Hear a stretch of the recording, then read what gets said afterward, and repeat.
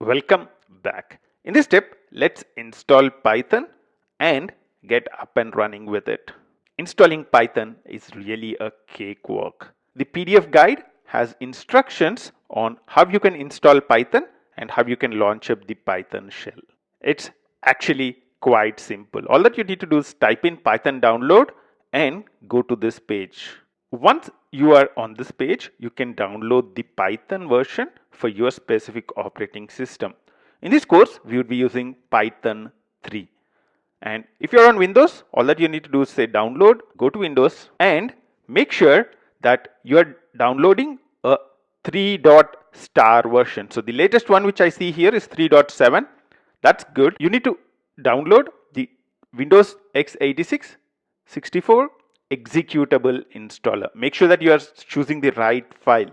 So executable installer is what you need to choose and click on it. And this would start a download.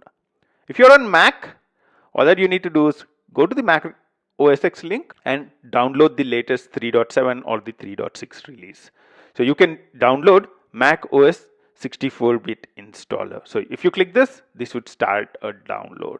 Once we have downloaded the exe or the package file, you can browse to it in your downloads folder and install it by double clicking the exe or the package.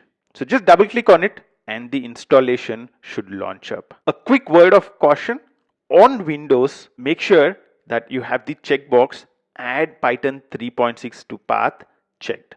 So this checkbox in here, add Python 3.6 to path, make sure that you check this box. By default, it would be unchecked. Make sure that you check it and then click install now. I would recommend you to take all the defaults and go ahead, keep clicking next and next and next until you see the success screen. Once you have installed Python, we can launch up the Python 3 shell. If you're on Windows, you just need to type in cmd command. If you're on Mac, launch up terminal. Once you have launched up your command prompt or terminal, all that you need to type in is a very, very simple command. If you're on Mac, type in Python 3 and you should see something like this come up. If you're on Windows or any other operating system, then the command you need to type at the command prompt is Python. You don't need the 3. So for Mac, it's Python 3. For Windows and other operating systems, it's Python. Once you type that command in, you should see Python 3.6 present in here. Any version of Python 3 should be good for doing this course. Once you do this, then you're all set. This is how you launch a Python shell. Whatever you're looking at here is a shell. And over here, you can type in commands. So I can say print 5 into 4. And it shows 20. You can execute the code and the shell would immediately give you output. Using the Python shell is an awesome way to learn Python, and that's what we'd be doing in the first few sections of the course. If you are able to successfully get here, you're all set to go on further with this course.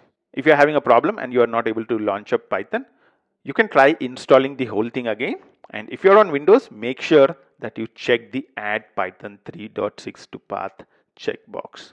I hope you had a nice time installing Python, and I'll see you in the next step. Until then, bye-bye.